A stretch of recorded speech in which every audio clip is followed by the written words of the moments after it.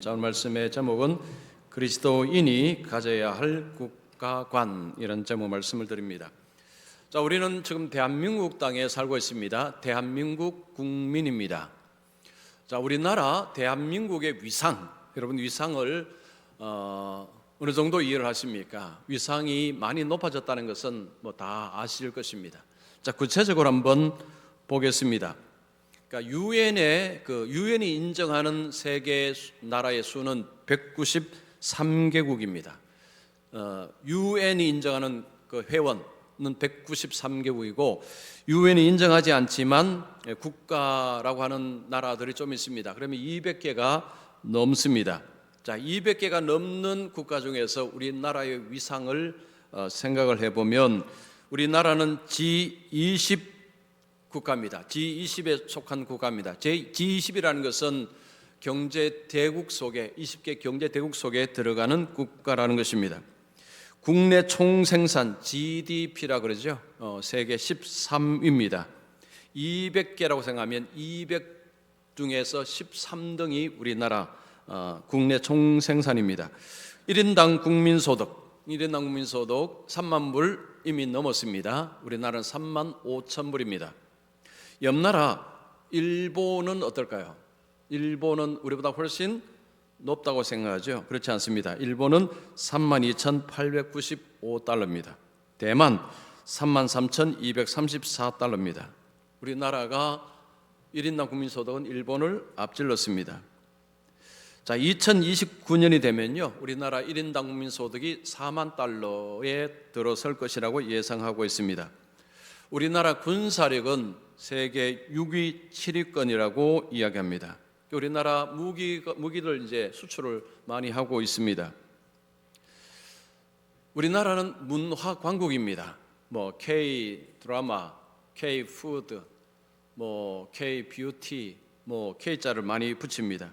그래서 우리나라 제품들이 온 세상으로 나가고 지금 온 세상에서 텔레비전에서 우리나라 드라마를 보고 있는 이런 세상에 살고 있습니다. 우리나라는요, 우리가 생각하는 것보다 훨씬 더 대단한 나라라고 할 수 있습니다. 그런데 정작 우리는 대한민국 땅에서만 살고 있으면 잘 실감을 못합니다.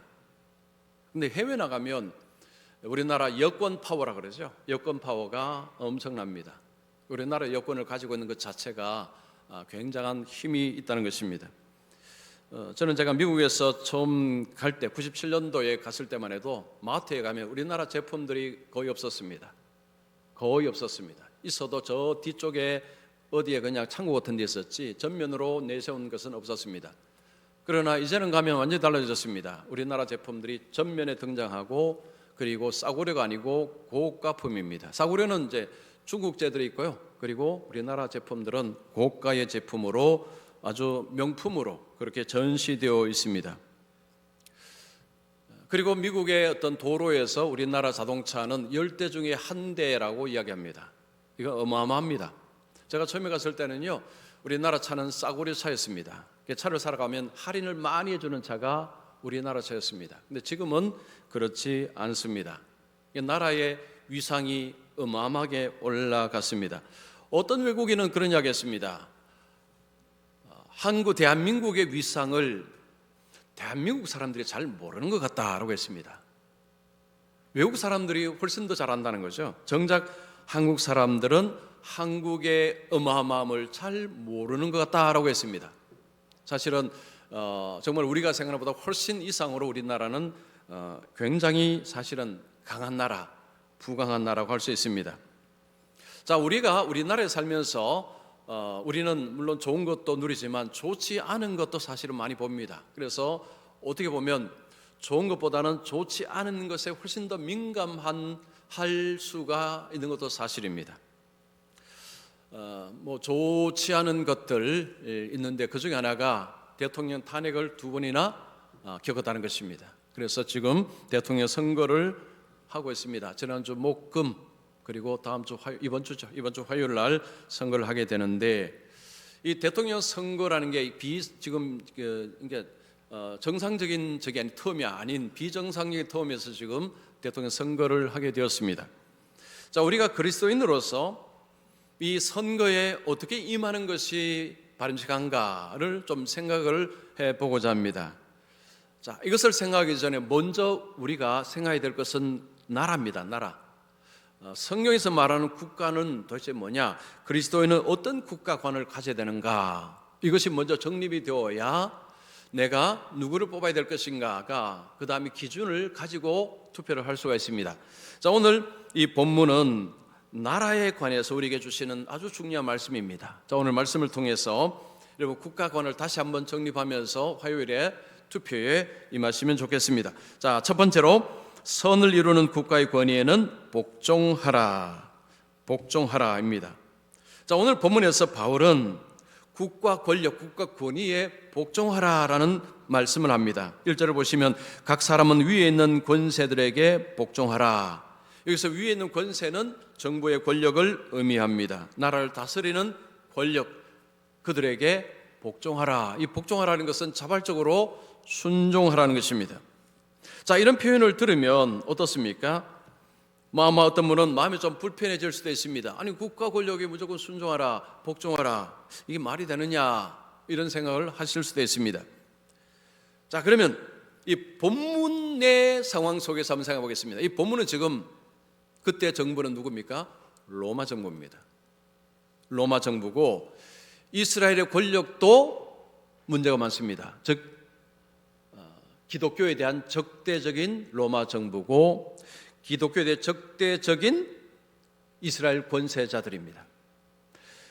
로마 정부가 지금 이 기독교를 적극적으로 핍박하고 기독교를 힘들게 하는 상황 속에서 바울은 위에 있는 권세들에게 복종하라라고는 이야기를 하는 것입니다. 이걸 듣고 있는 그 당시에 그리스도인들 마음이 편하겠습니까? 아니, 지금 그리스도인들을 이렇게 핍박하는 저들을 어떻게 복종하라고 할 수 있느냐, 이런 생각을 할 수도 있습니다.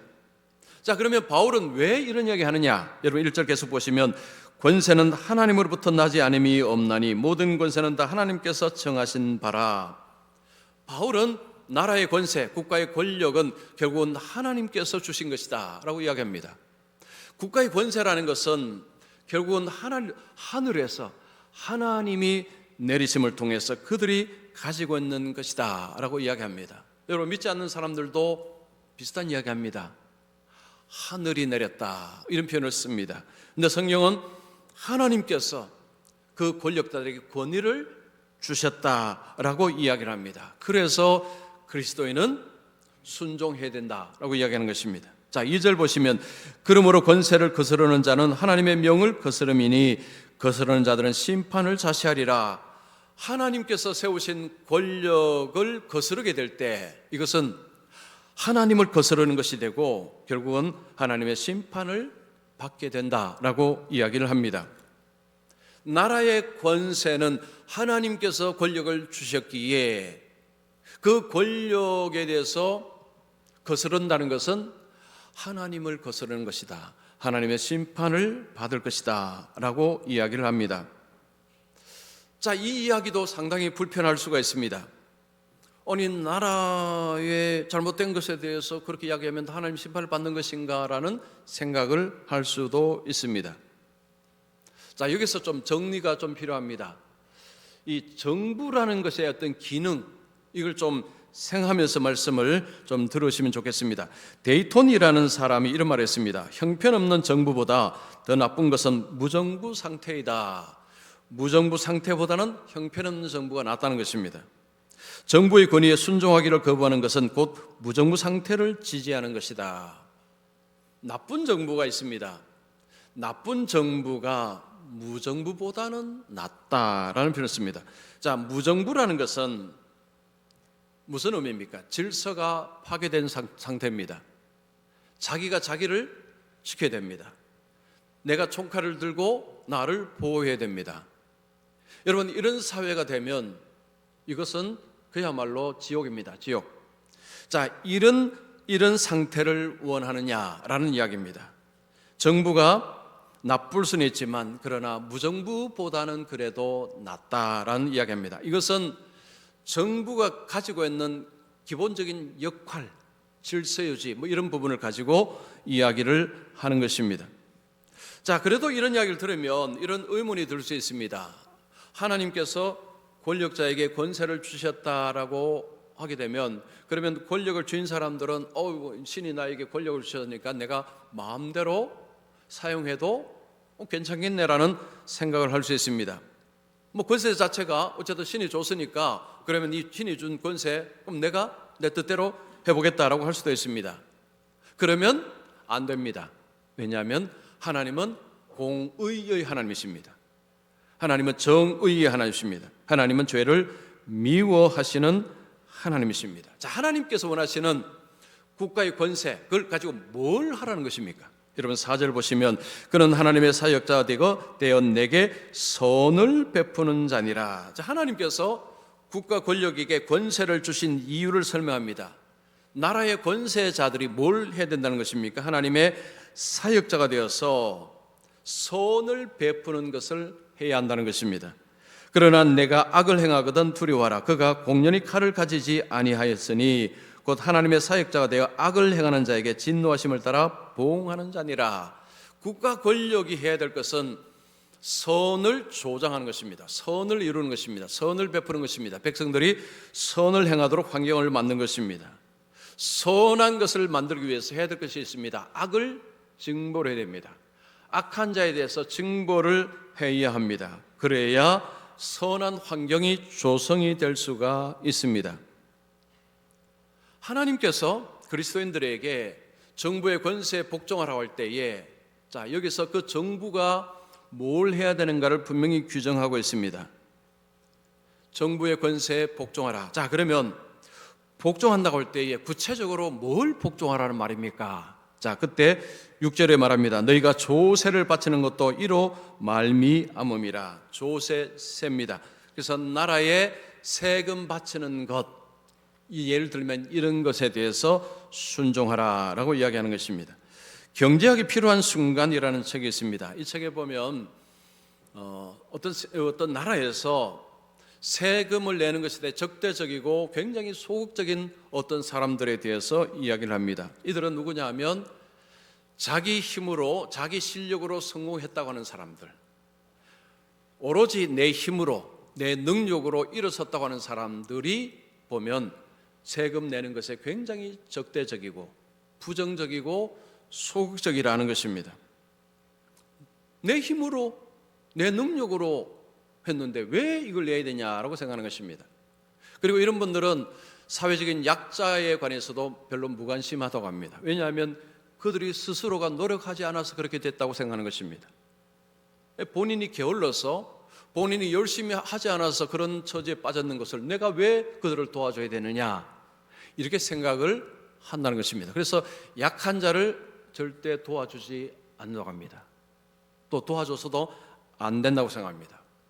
반면에 내가 성공한 것은 나라가 있기 때문이고 사회가 방패가 되었기 때문이고 그리고 많은 사람들이 도움을 주었기 때문에 내가 성공을 했다라고 생각하는 사람들은 생각을 다르게 한다는 것입니다. 그러면 나라에 세금을 내는 것이라든가 어떤 사회적인 책임을 감당을 기꺼이 한다는 것입니다. 그리고 약한 자들을 불쌍히 여길 줄 안다는 것입니다.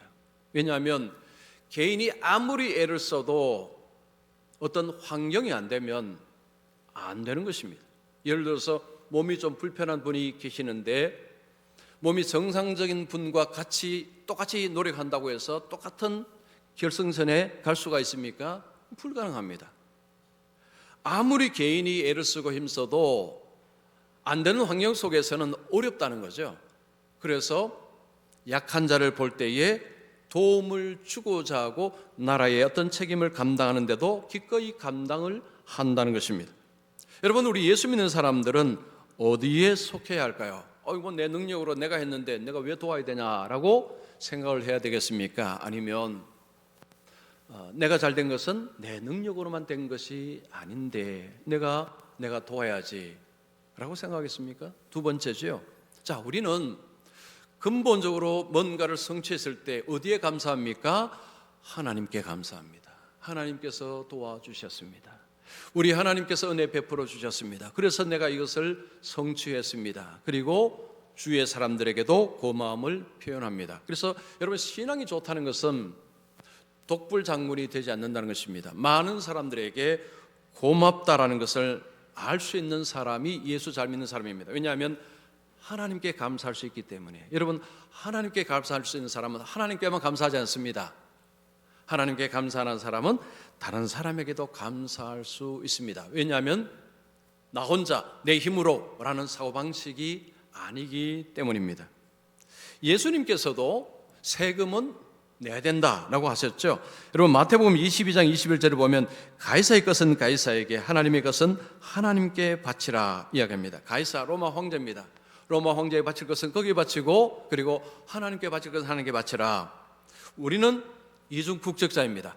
하나님 나라 시민이고 이 땅의 시민입니다. 그래서 이 땅에서 책무가 있고 하나님 나라 백성으로 책무가 있다는 거죠. 두 가지를 다 하라는 것입니다. 자, 바울은 국가 권력, 정부에 대해서 존중하라, 그리고 순종하라라는 것을 먼저 이야기를 합니다. 자, 이야기를 들을 때 불편하게 느껴지는 것은 이런 생각 때문입니다. 거의 무비판적으로 아무 생각 없이 그냥 순종하라라고 들리기 때문입니다. 결코 성경은 그렇게 말씀하지 않습니다. 자, 두 번째, 악을 이루는 국가 권위에는 불복종하라, 성경입니다. 자, 지금 본문에서 바울은요, 국가 권력에게 순종하라고 할 때 무조건 순종하라는 것이 아닙니다. 자, 국가 권력에게 이임된 숙제를 잘 하라는 거죠. 그 숙제가 무엇입니까? 4절에 하나님의 사역자가 되어서 선을 베푸는 것입니다. 자, 하나님은 분명히 이야기합니다. 왜 하나님이 국가 권력을 주었느냐? 왜 하나님께서 권세를 주었느냐?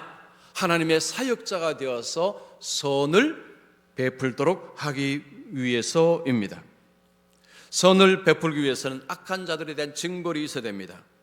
선과 악은 어디 가나 공존합니다. 그러면 선이 득세하기 위해서는 악을 징벌해야 됩니다. 악을 징벌하기 위해서는 폭력이 들어갈 때는 들어가야 됩니다. 절제된 폭력이라고 그러죠. 그래서 나라는 폭력을 통해서 사람을 체포하고 구금하고 하는 일을 합니다.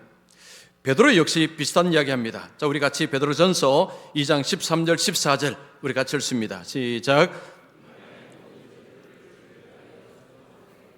혹은 위에 있는 왕이나 혹은 그가 행하는 자를 징벌하고 선행하는 자를 보상하기 위하여 보낸 총독에게 하라. 여기 총독은 국가 지도자입니다. 나라의 지도자인데 지도자는 뭘 한다는 것입니까?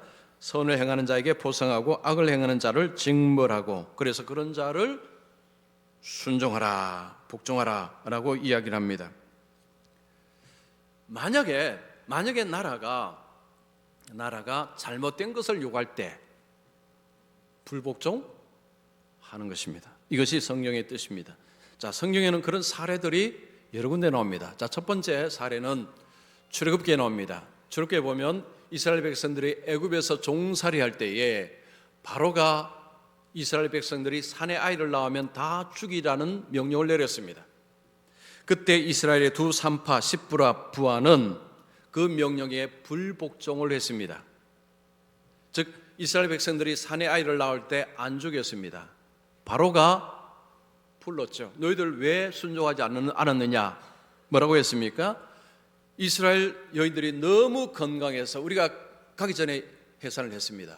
뭐 이런 둘러대는 것을 했습니다. 자, 그러면 산파들은 왜 그렇게 했느냐?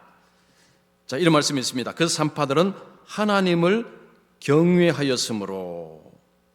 두 산파들이 왜 바로의 명령에는 불복종했느냐? 하나님을 두려워했기 때문에. 즉 하나님을 두려워해서 하나님의 말씀을 따르지 바로의 명령을 따르지 않았다는 것입니다.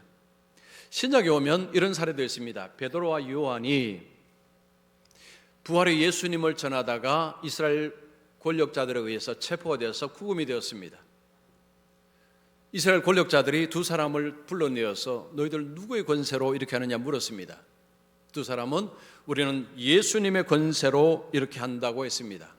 그러자 이스라엘 권력자들은 다시는 예수님의 권세로 예수님을 전하지 말라고 했습니다. 그때 두 사람이 이렇게 말했습니다. 하나님 앞에서 너희의 말을 듣는 것이 하나님의 말씀 듣는 것보다 옳은가 판단하라. 도리어 그들에게 말합니다. 하나님 앞에서 너희 말이 하나님 말씀 중에 어느 것을 따르는 것이 옳으냐? 우리는 하나님을 따르겠다. 그래서 너희들에게는 불복종하겠다라고 하는 것입니다.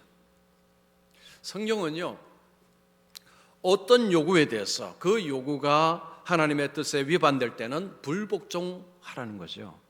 무조건적으로 무비판적으로 그러면 시키는 대로 다 하라, 그게 아닙니다. 그게 아닙니다. 하나님의 뜻을 정면으로 거스를 때 거기는 불복종하라는 것입니다. 자, 현재 우리는 대통령 선거 이제 화요일 날 합니다. 안 하신 분들은 화요일 날 선거 또 참여하실 것입니다. 기독교인들에게 선거는 어떤 의미가 있을까요? 하나님 나라의 가치를 이 땅에 이루는 데에 쓰임 받는 수단이 선거라고 할 수 있습니다. 투표라고 할 수 있습니다. 자, 우리의 투표는 하나님의 가치, 하나님 나라의 가치를 이 대한민국 땅에 이루도록 하는 데 있어서 우리가 참여하는 방법이 이 투표, 선거라고 할 수 있습니다. 선거를 통해서 이 땅에 하나님 나라 가치가 이루어지도록 하는 것입니다. 그 가치 핵심이 뭐였습니까? 선을 행하는 것입니다. 선을 이루는 것입니다. 선을 베푸는 것입니다. 자, 그런데 이 땅에는 완전히 반대되는 정부도 있습니다. 자, 우리 요한계시록 13장 6절 말씀 우리 같이 읽습니다. 시작. 짐승이 입을 벌려 하나님을 향하여 비방하되 그의 이름과 그의 장막 곧 하늘에 사는 자들을 비방하더라. 로마서 13장하고 요한계시록 13장이 약간의 쌍 같습니다. 쌍벽을 이룹니다. 자, 여기 보면 짐승은 뭐냐? 국가 권력입니다. 국가 권력. 짐승이 입을 벌려 하나님을 비방하고 하나님을 믿는 사람들을 비방하는 일을 국가 정부가 권력자가 하는 것입니다.